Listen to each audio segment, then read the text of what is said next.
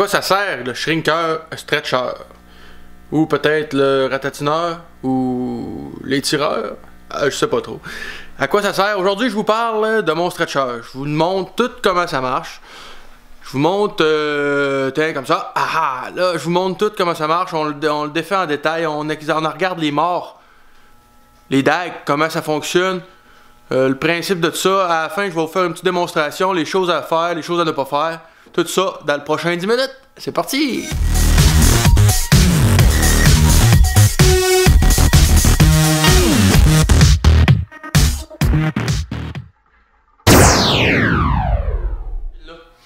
Ce qui arrive, c'est que je me fais poser des questions, puis je m'en sers souvent dans toutes mes émissions, dans mes petits films.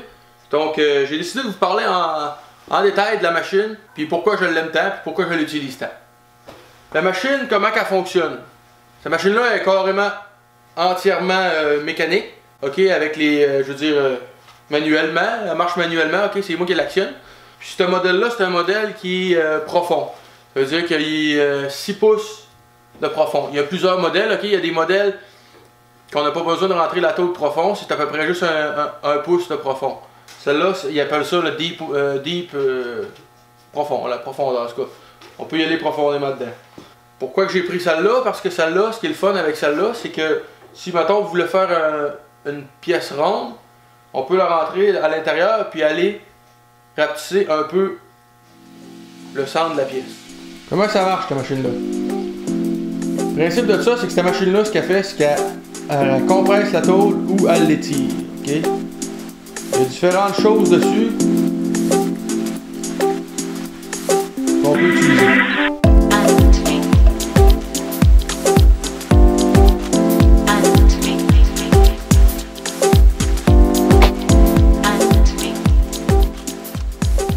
On va commencer par la pédale. On commence par en bas. La pédale est actionnée par mon pied.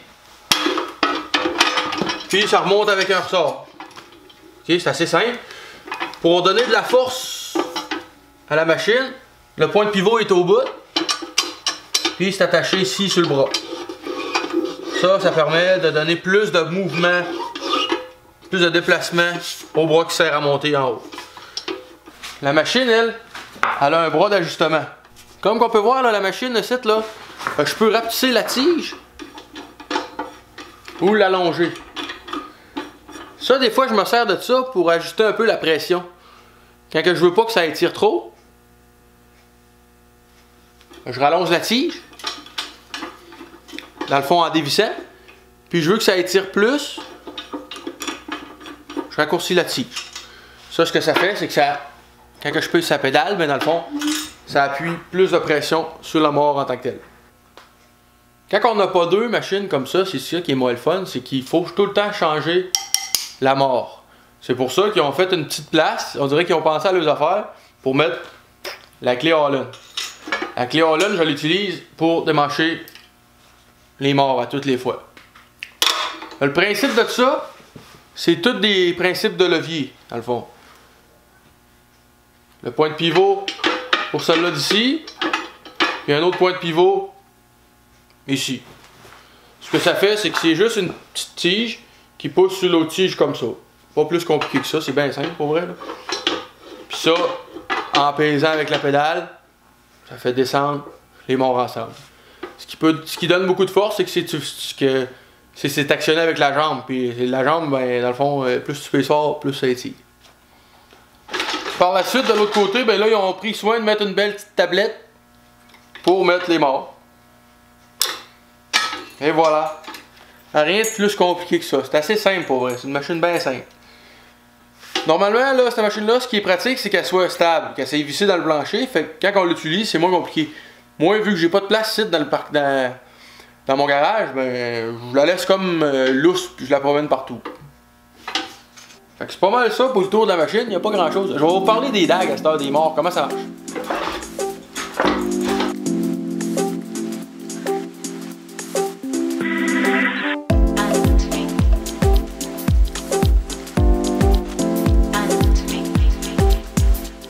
Fait que imaginez, à toutes les fois que je veux, mettons, changer je veux étirer au lieu de shrinker, à toutes les fois, il faut que je fasse cette étape-là. Fait que c'est assez long, tu sais, pareil, c'est tannant. Mettons que j'ai trop shrinké, j'ai trop compressé, ben là, faut que je redemange.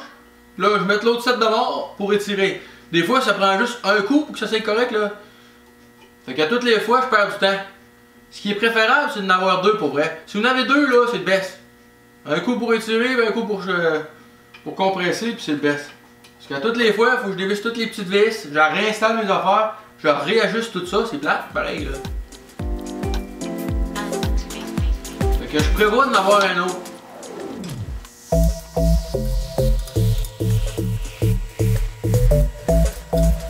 Donc là, j'enlève le sel du haut, sel du bas.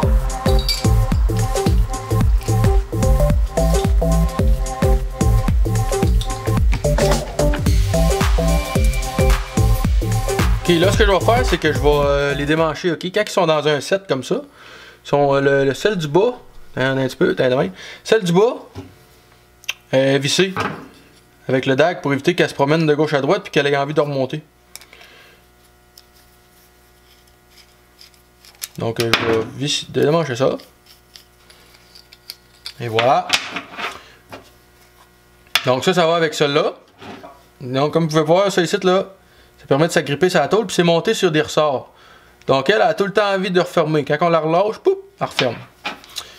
Puis il y a un principe d'angle comme ça. Donc quand que je fais de la pression, ça écartille. Ça écarte. Et si on en met deux, un par-dessus l'autre, ça c'est celle du bas. Celle du haut, celle du haut, celle du haut ici. Ok, je l'ai sorti de son petit garde là, son petit guide. Si on en met deux, un par-dessus l'autre. Donc quand on appuie la pression, comme ça, les deux écartillent, comme ça. Le meilleur des mondes, c'est que les lignes, vous voyez ici là, deux petites lignes ici là, ne soient pas vis-à-vis l'un de l'autre. Parce que ça va étirer à la même place, fait que c'est pas tout à fait bon. Normalement, ce qu'il faut, c'est qu'il soit décalé un peu, le baisse. Mais pour étirer encore là, c'est moins grave. La seule affaire qu'il faut faire, c'est pas trop peser. Parce que si vous pesez trop, ben effectivement, la tôle, elle peut déchirer. Ça étire carrément, puis là, ça déchire, puis là, c'est pas le fun, pas en tout. Puis quand ça étire, puis ça déchire, ben là, papa, il est pas content. Fait que là, si on change pour l'autre modèle.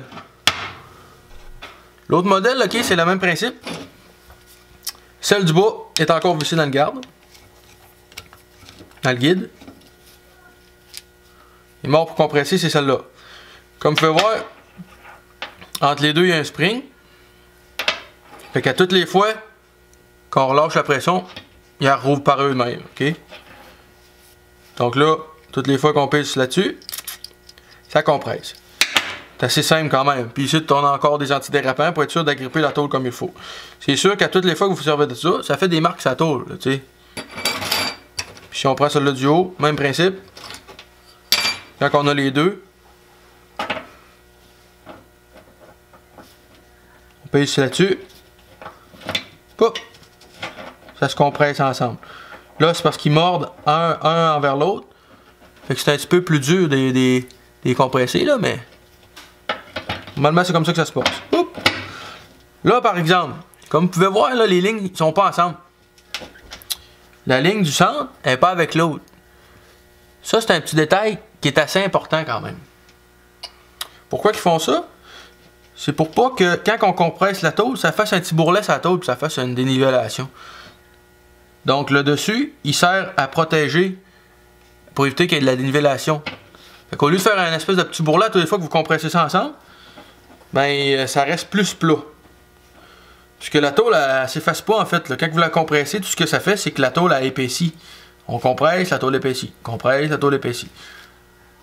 Fait que en mettant ça pas vis-à-vis, premièrement, la déformation, ça compresse moins. Ok, oui, ça donne moins un gros coup de déformation. Puis ça fait pas une bosse. Fait que là, boum, ça compresse, mais les deux retiennent un peu la bosse de l'autre. Je sais pas si j'ai été clair là, mais c'est ça que ça fait. Bon, est-ce qu'il y a des petits trucs qu'on peut faire, c'est qu'on peut mettre une petite couche de graisse sur les parois qui frottent ensemble, parce que veut pas, ça frotte fer sur fer. Donc il recommande de mettre une petite couche de graisse pour que ce soit juste plus facile à manipuler. Tout simplement.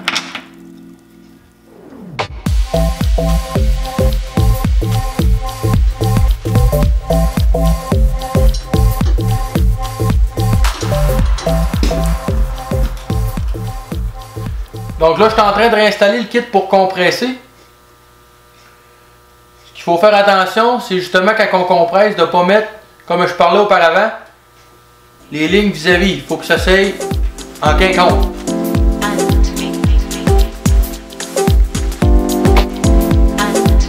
Donc maintenant, ce que je vais faire, c'est que je vais ajouter la pression en arrière.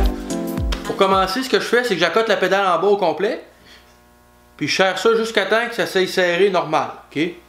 Parce que si j'accote la pédale en bas, puis je veux dire que je suis pas à côté, puis que je sens que je suis à côté ici, c'est comme la pression de trop pour rien. Pour l'instant, je n'ai pas besoin. Donc là, ce que je fais, c'est que je slack la vis, je me rallonge, là, je suis à côté. Ça, je serre ça à main. Pas besoin d'être plus serré que ça. Fait que là, normalement, je t'ai ajusté normal. En rajoutant l'épaisseur de la tôle normale, je tombe avec une bonne pression intéressante pour commencer. Là, je peux accoter au fond, et je briserai rien.